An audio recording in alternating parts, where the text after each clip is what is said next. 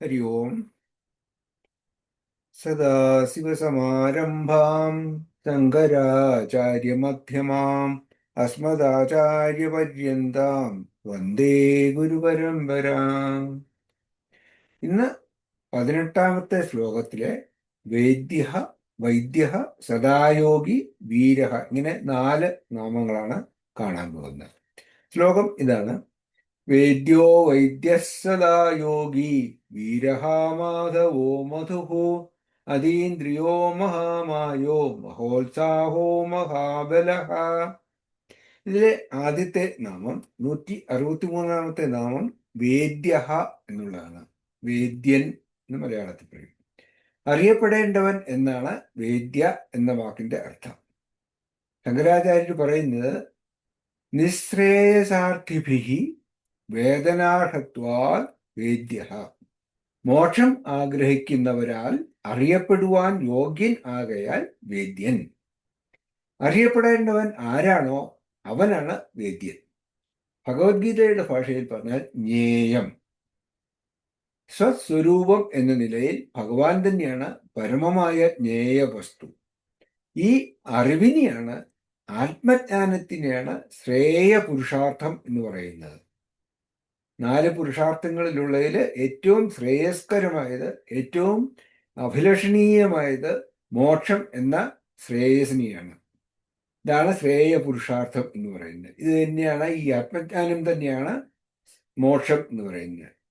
സച്ചിദാനന്ദ സ്വരൂപനായ ഈ പരമാത്മാവിനെയാണ് എല്ലാ ഭക്തരും യോഗികളും എപ്പോഴും അന്വേഷിക്കുന്നത്. ബൃഹദാരണ്യക ഉപനിഷത്തിൽ യാജ്ഞവൽക്യൻ തന്റെ പത്നിയായ മൈത്രേയിയോട് പറയുന്നത് ഇങ്ങനെയാണ്: ആത്മാവാ അരേ ദൃഷ്ടവ്യ മന്തവ്യ നിധിധ്യാസിതവ്യ. ഈ ആത്മാവ് തന്നെയാണ് എപ്പോഴും അറിയുകയും മനനം ചെയ്യുകയും ധ്യാനിക്കുകയും ചെയ്യപ്പെടേണ്ടത്. ക്ഷേത്രജ്ഞ വിഭാഗയോഗത്തിൽ, അതായത് 13ാം അധ്യായത്തിൽ ഭഗവത്ഗീതയില് ജ്ഞാനം എന്നതിനെ അമാനിത്വം, അഡംഭിത്വം, അഹിംസ തുടങ്ങിയ ജ്ഞാനപ്രാപ്തിക്കുള്ള യോഗ്യതകളായി നിർവചിച്ചതിന് ശേഷം ജ്ഞേയത്തെക്കുറിച്ച് ഇങ്ങനെയാണ് ഭഗവാൻ പറയുന്നത്: ജ്ഞേയം യത്തത് പ്രവക്ഷ്യാമി യജ്ഞാത്വാമൃതമസ്നുതേ അനാദിമത് പരം ബ്രഹ്മ ന സത്തന്നാസതുപുച്യതേ.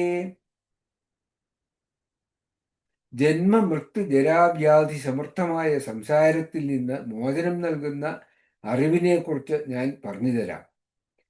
സാധാരണ ജനങ്ങൾക്ക് അജ്ഞാതമായ ആത്മസ്വരൂപമായ പരമേശ്വരനാണ് ഈ പരമമായ ജ്ഞേയവസ്തു.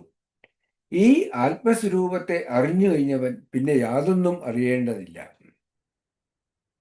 നേരത്തെ 6ാം അധ്യായത്തിൽ ഭഗവാൻ പറഞ്ഞു: യം ലബ്ധ്വാ ചാപരം ലാഭം മന്യതേനാധികം തതഃ യസ്മിൻ സ്ഥിതോ ന ദുഃഖേന ഗുരുണാപി വിചാല്യതേ. 6ാം അധ്യായത്തിൽ ഭഗവാൻ പറയുന്നത് ഇങ്ങനെയാണ്: പരമമായ ക്ലേശങ്ങളിൽ നിന്ന് പോലും സ്ഥിരമായ മോചനം നൽകുന്ന ഈ ജ്ഞാനത്തിനുപരിയായി മറ്റൊന്നും ലഭിക്കാനില്ല. ആത്മാവല്ലാതെ അറിയപ്പെടേണ്ടതായ മറ്റു യാതൊരു വസ്തുവും ഇല്ല തന്നെ. ഗീതയിലെ 15ാം അധ്യായത്തിൽ, അതായത് പുരുഷോത്തമ യോഗത്തിലും ഭഗവാൻ ഇത് തന്നെയാണ് പറയുന്നത്: വേദൈശ്ച സർവൈരഹമേവ വേദ്യഃ വേദാന്തകൃത്വേദവിദേവ ചാഹം. സകല വേദങ്ങളിലും അറിയപ്പെടേണ്ടവൻ ജ്ഞാനസ്വരൂപനായ ഭഗവാൻ തന്നെയാണ്. ഇവിടെ വേദം എന്നത് പുരാണങ്ങളും ഇതിഹാസങ്ങളും ഒക്കെ അടങ്ങുന്ന ശാസ്ത്രങ്ങളെ ഒരുമിച്ച് പറഞ്ഞതാണ്.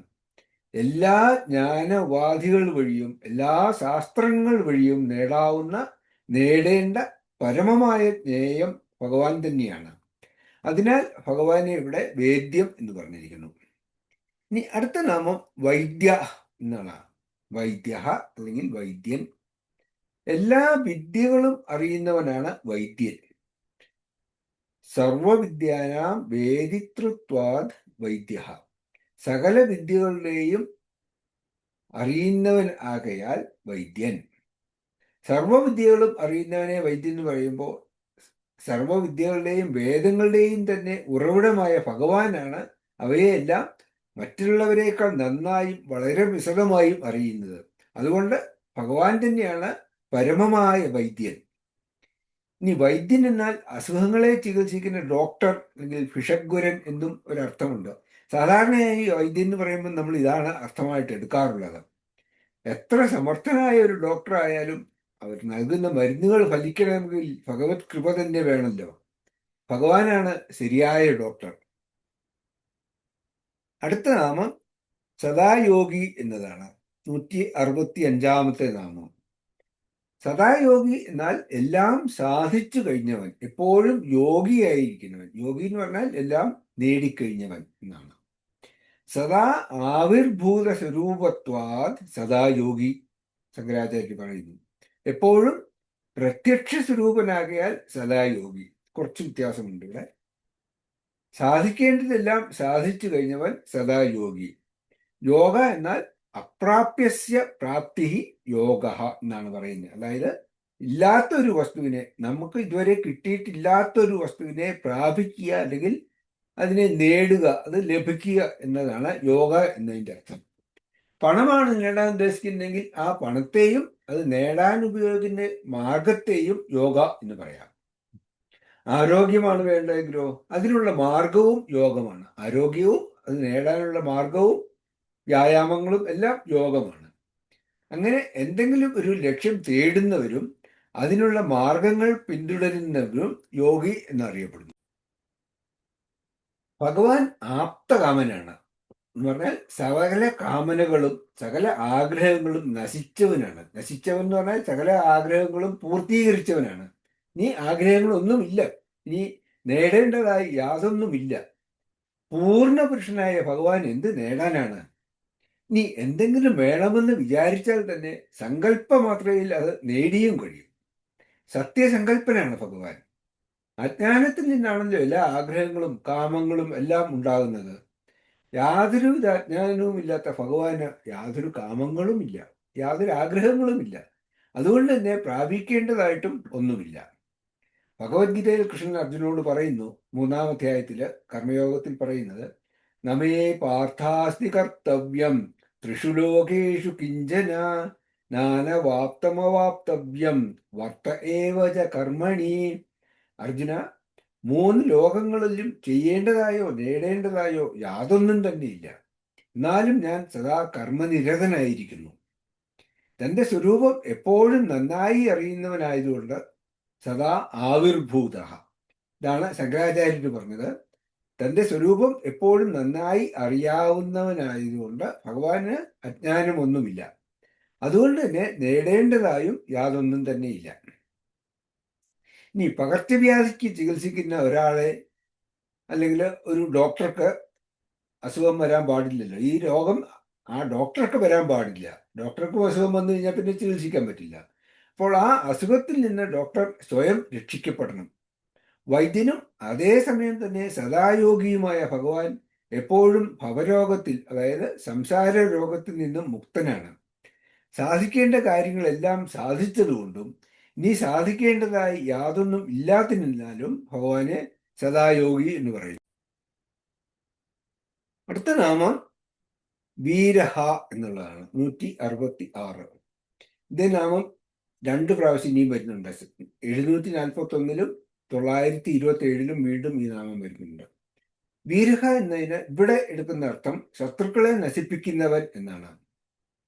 ശങ്കരാചാര്യർ പറയുന്ന ധർമ്മത്രാണായ വീരാൻ അസുരാൻ ഹന്തി ഇതി വീരഹ. ധർമ്മസംരക്ഷണത്തിനായി വീരന്മാരായ അസുരന്മാരെ വധിക്കുന്നതിനാൽ വീരഹ. ഹ എന്ന് പറഞ്ഞാൽ നശിപ്പിക്കുന്നവൻ എന്നുള്ള അർത്ഥമാണ്. ശത്രുക്കളെ നശിപ്പിക്കുന്നവനാണ് വീരഹ. ഇവിടെ ശത്രുക്കളായ വീരന്മാരെയാണ് വീര എന്ന വാക്കുകൊണ്ട് ഉദ്ദേശിക്കുന്നത്. ദേവന്മാർ ഉൾപ്പെടെയുള്ളവർ അധർമ്മം കൊണ്ട് വിഷമിക്കുമ്പോൾ അധർമ്മികളെ നിഗ്രഹിക്കാനും ധർമ്മം വീണ്ടെടുക്കാനുമായി ഭഗവാൻ അവതാരങ്ങൾ എടുക്കുന്നു. അധർമ്മികളായ വീരന്മാരെ നശിപ്പിക്കുന്നതിനാൽ ഭഗവാനെ വീരഹ എന്ന് പറയുന്നു. ആധ്യാത്മിക മാർഗത്തിൽ തടസ്സമായി നിൽക്കുന്നതെല്ലാം നമ്മുടെ ശത്രുക്കളാണ്. ഭഗവത്ഗീതയിൽ പറയുന്നത് കാമ ഏഷ ക്രോധ ഏഷ രജോ ഗുണസമുദ്ഭവ മഹാസനോ മഹാപാപ്മ വിദ്യേനമിഹ വൈരിണം. 3-ാം അധ്യായത്തിൽ കർമ്മയോഗത്തിൽ തന്നെ പറയുന്നതാണ്. രജോ ഗുണത്തിൽ നിന്നും ഉത്ഭവിക്കുന്ന കാമം, ഈ കാമം തന്നെയാണ് തടസ്സപ്പെടുമ്പോൾ ക്രോധമായി മാറുന്നത്. ഈ കാമം ഭയങ്കരവും സകലതിനെയും നശിപ്പിക്കുന്നതുമായ ശത്രുവാണ്. കാമവും ക്രോധവും മാത്രമല്ല, ലോഭം, മോഹം, മതം, മാത്സര്യം തുടങ്ങിയ ആന്തരികമായ മാലിന്യങ്ങൾ എല്ലാം ശത്രുക്കൾ തന്നെയാണ്. അതുകൂടാതെ സ്വന്തം അപകർഷതാബോധവും ആത്മവിശ്വാസമില്ലായ്മയും എല്ലാം നമ്മുടെ വിജയത്തെ ബാധിക്കുന്ന ശത്രുക്കൾ തന്നെയാണ്. അതിനെയെല്ലാം നമ്മൾ നമ്മുടെ ആത്മധൈര്യം കൊണ്ട് വിജയിക്കണം. അതിനെല്ലാം നമ്മൾ തന്നെ കീഴ്പ്പെടുത്തണം. അതാണ് ഭഗവാൻ 6-ാം അധ്യായത്തിൽ പറഞ്ഞത്. ഉദ്ധരേതാത്മനാത്മാനം ന ആത്മാനം അവസാദയേ ആത്മൈവ ഹ്യാത്മനോ ബന്ധുഹു ആത്മൈവ രിപുരാത്മനഃ. ഇങ്ങനെ സ്വന്തം പ്രയത്നം കൊണ്ട് ഇവയെല്ലാം നശിപ്പിക്കണമെങ്കിൽ പോലും അതിന് ഭഗവാന്റെ സഹായം അനിവാര്യമാണ്. എപ്പോഴും വിശ്വസിക്കാവുന്ന, ഒരിക്കലും പരാജയപ്പെടാത്ത സദായോഗിയായ ഭഗവാന് മാത്രമേ ഈ ശത്രുക്കളിൽ നിന്ന് നമ്മെ രക്ഷിക്കാനാവുകയുള്ളൂ. പൂജ്യ സ്വാമിജി ദയാനന്ദ സരസ്വതി പറയുന്നത്, ദാനം കൊണ്ട് ആദാനത്തെ ജയിക്കുക.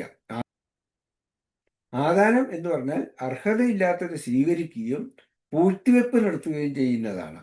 ഇങ്ങനെ ദാനം കൊണ്ട് ആദാനത്തെ ജയിക്കുക. അക്രോധം കൊണ്ട് ക്രോധത്തെ ജയിക്കുക. അക്രോധം എന്ന് പറഞ്ഞാൽ ക്ഷമ. ക്ഷമ കൊണ്ട് ക്രോധത്തെ ജയിക്കുക. സത്യം കൊണ്ട് അസത്യത്തെ ജയിക്കുക. ധർമ്മം കൊണ്ട് അധർമ്മത്തെ ജയിക്കുക. ഇതിനെല്ലാം ഭഗവാനെ ആശ്രയിക്കാൻ ശീലിക്കുക. ആന്തരികവും ബാഹ്യവുമായ ശത്രുക്കളെ മനസ്സിലാക്കുകയും നേരിടുകയും ചെയ്യുക. ഭഗവാൻ തീർച്ചയായും നമ്മുടെ ശത്രുക്കളെ നശിപ്പിക്കും. ഇങ്ങനെയാണ് ഭഗവാൻ വീരന്മാരായ അസുരന്മാരെ, ശത്രുക്കളെ നശിപ്പിക്കുന്നത്. ബാക്കി നാമങ്ങൾ നമുക്ക് അടുത്ത ഭാഗത്തിൽ കാണാം. ഓം പൂർണ്ണമദഃ പൂർണ്ണമിദം പൂർണ്ണാത് പൂർണ്ണമുദച്യതേ പൂർണ്ണസ്യ പൂർണ്ണമാദായ പൂർണ്ണമേവാവശിഷ്യതേ. ഓം ശാന്തി ശാന്തി ശാന്തി. ഹരി ഓം. ശ്രീ ഗുരുഭ്യോ നമഃ. ഹരി ഓം.